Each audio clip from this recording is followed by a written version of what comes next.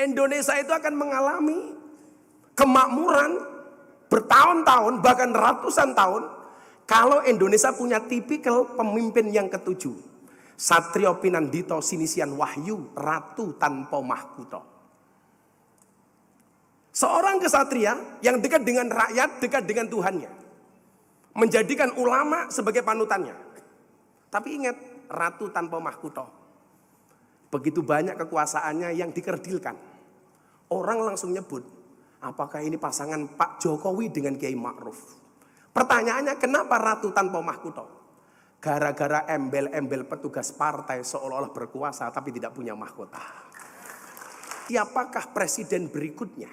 Menurut Jongko Joyoboyo, presiden Indonesia itu rata-rata belakangnya O. Maka muncul nama Soekarno, Soeharto, Susilo Bambang Yudhoyono, Joko Widodo. Besok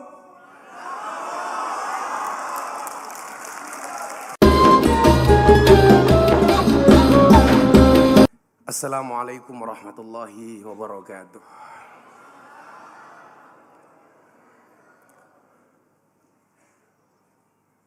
Alhamdulillahirabbil alamin, shalatu wassalamu ala asrofil anbiya wal mursalin sayyidina wa maulana Muhammadin wa ala alihi washabil mujahidin at-tahirin amma ba'du. Hadratal muhtaramin, para masyayikh, para kiai, ibu-ibu nyai, wabil khusus panjenenganipun Ayahanda Kiai Hasib yang dari awal terselenggaranya acara ini beliau begitu sibuk kontak saya untuk memastikan tanggalnya Pak Prabowo. Yang paling tidak menyenangkan adalah beliau dawuh, Miftah, kamu datang ke Tambak Beras, nanti akadnya ikut rombongannya Pak Prabowo. Perasaan saya langsung tidak enak. Ternyata maksud Pak Kiai Hasib supaya saya tidak menjadi beban Tambak Beras tapi menjadi bebannya Pak Prabowo.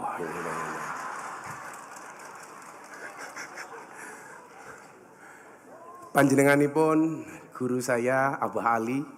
Beliau ini orang yang senantiasa nyuwuk saya, dan ketika istri saya sakit disuwuk sama beliau. Hampir semuanya qabul. Satu-satunya suwuk yang belum berhasil dari Gus Ali adalah ijazah poligami. Nah, itu enggak berhasil sampai hari ini. Panjenenganipun Romo Yai Mas Duki, guru saya Pak Kiai Marzuki Mustamar, dan para kiai lain yang mohon maaf tanpa mengurangi rasa hormat yang sangat saya takdimi.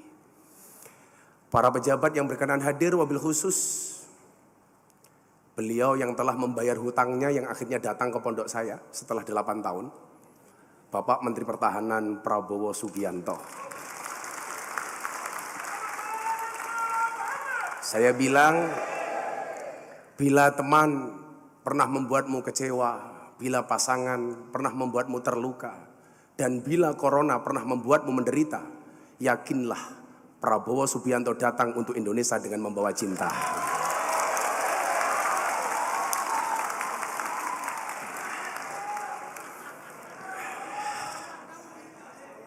Sebenarnya inilah yang membuat mahal sebenarnya. Sahabat saya Gus Muhaimin Iskandar, yang ini selalu memberikan label saya Kiai Mahal.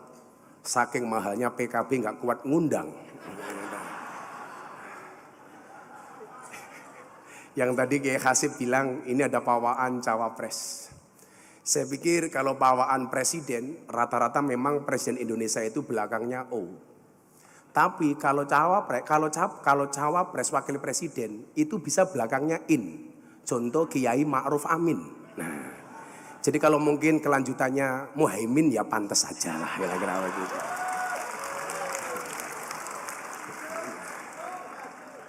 Itu tergantung bagaimana beliau kuat ngendorse saya apa enggak, kira-kira begitu. Bapak Ibu yang saya muliakan dan para santri tentunya yang saya banggakan. Saya mohon maaf Bu, saya pakai jas karena sejatinya saya masih sakit.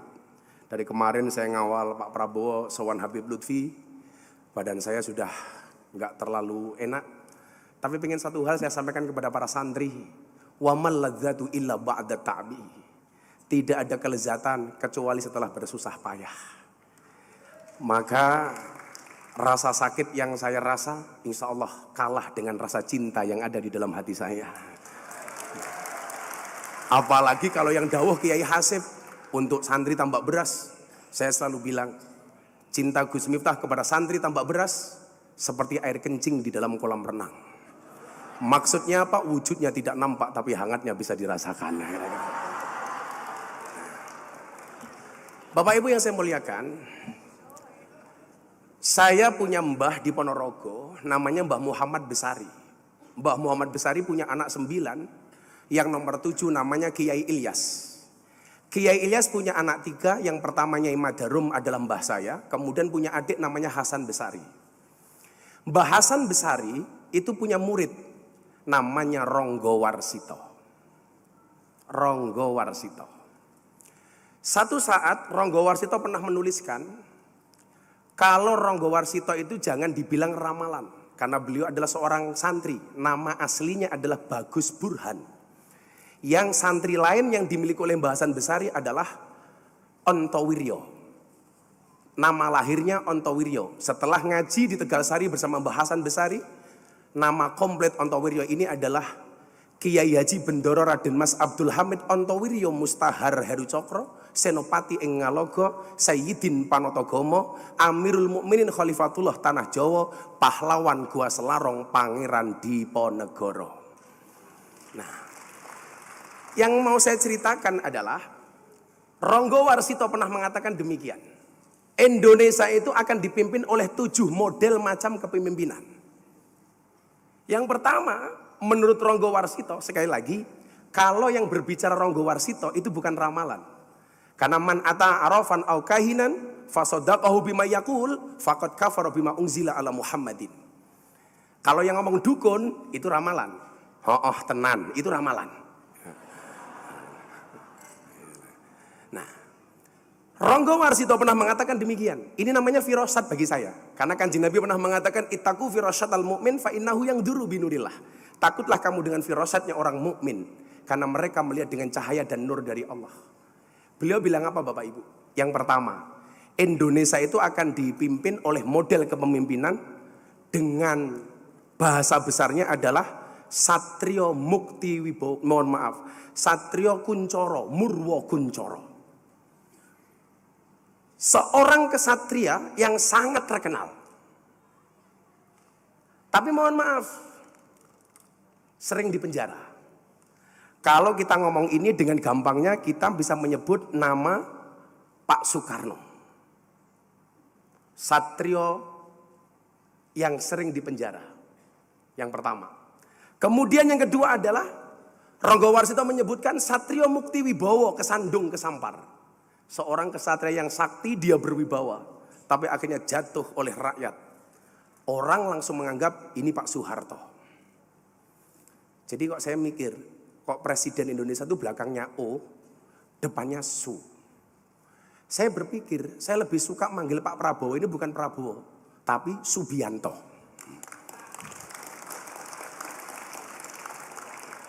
Mungkin perlu ruatan Pak Prabowo ya ini, Subianto. Soekarno, Soeharto. Mukti Wibowo, kesandung kesampar. Kemudian yang berikutnya adalah Satrio Jinumput, Sumelo Atur Gawe Wirang. Seorang kesatria yang dia tidak dipilih oleh rakyat, tidak dipilih oleh DPR, tapi Jinumput. Pak Harto menyatakan mengundurkan diri, kemudian Jinumput meminta Pak Habibie untuk menjadi presiden. Tapi salah satu kemudian yang dicatat oleh sejarah adalah Sumelo Atur Gawe Wirang. Gara-gara kebijakan referendum Timur-Timur hilang dari Indonesia. Kebijakannya membuat malu bangsa Indonesia. Salah satu kekurangannya. Kemudian yang keempat, Indonesia akan dipimpin oleh model dan tipe kepemimpinan Satrio Lono Topong Rame Wutongi Deri Jagat. Satrio Lelono, orang kesatria yang sering berkelana keliling dunia jadi presiden untuk meyakinkan eksistensi bangsa Indonesia. Kalau kita ngomong itu masih belum paham, tapi begitu Wutongi Deri Jagat, orang yang tidak bisa melihat tapi bisa keliling dunia, kita langsung teringat dengan nama almarhum Kiai Haji Abdurrahman Wahid alias Gus Dur.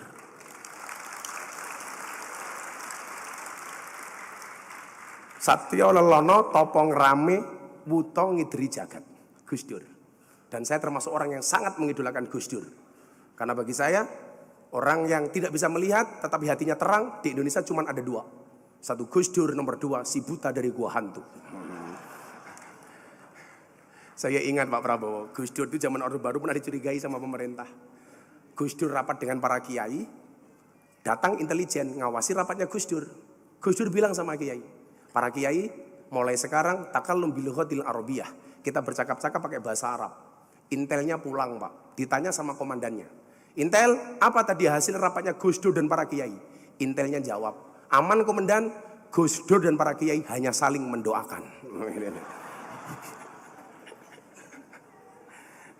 Gus Dur dilawan itu. Kemudian yang kelima, tipologi pemimpin Indonesia adalah Satrio Piningit Hamung Tuh. Seorang kesatria Piningit yang dia mendapatkan nama besar karena bapaknya orang besar. Maka kita mengenal dengan nama Megawati Soekarno Putri.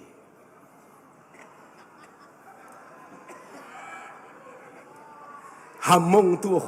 Hamung Tuh itu tukulan Pak kalau bahasa Jawanya. Tukulan bapaknya, karena bapaknya orang besar, anaknya jadi besar, Ibu Megawati. Apapun, beliau tetap orang yang memberikan banyak sumbangsih untuk bangsa Indonesia. Kemudian berikutnya, yang nomor 6, Indonesia akan dipimpin oleh model kepemimpinan Satrio Hamboyong Gapone Gapuro, gelar kloso tanpa nglenggai. Satrio Boyong Pambukaning Gapuro, gelar kloso tanpa nglenggai. Seorang kesatria yang mulai mampu menata tatanan pemerintahnya, tetapi mohon maaf, tuduhannya macam-macam. Gelar kloso tanpa ngelenggai. Kenapa bisa nata negara tidak bisa ngelenggai? Karena musibah di mana-mana. Aceh gempa bumi, tsunami, Jogja gempa bumi, demikian juga dengan daerah-daerah yang lainnya. Orang langsung berpikir dengan Bapak Susilo Bambang Yudhoyono. Kemudian yang ketujuh, yang menurut Ronggo Warsito, kalau ini beliau tidak nyebut nama. Dan ini susah untuk ditafsirkan. Karena cuma sampai 7. Indonesia itu akan mengalami kemakmuran bertahun-tahun, bahkan ratusan tahun. Kalau Indonesia punya tipikal pemimpin yang ketujuh. Satrio Pinandito Sinisian Wahyu, Ratu Tanpa Mahkota. Seorang kesatria yang dekat dengan rakyat, dekat dengan Tuhannya. Menjadikan ulama sebagai panutannya. Tapi ingat, Ratu Tanpa Mahkota. Begitu banyak kekuasaannya yang dikerdilkan. Orang langsung nyebut, apakah ini pasangan Pak Jokowi dengan Kiai Ma'ruf? Pertanyaannya, kenapa Ratu Tanpa Mahkota? Gara-gara embel-embel petugas partai seolah-olah berkuasa tapi tidak punya mahkota.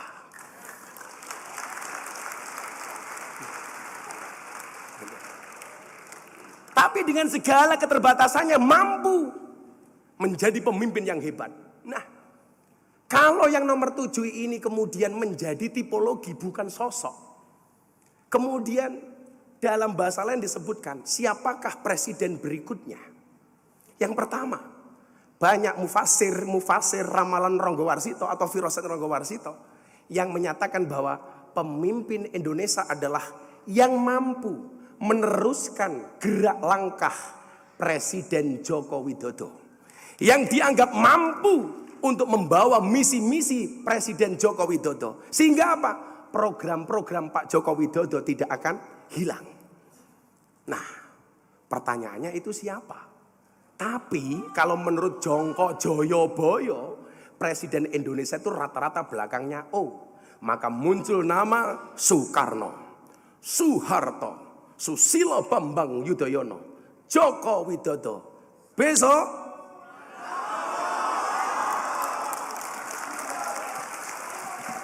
terima kasih. Assalamualaikum warahmatullahi wabarakatuh.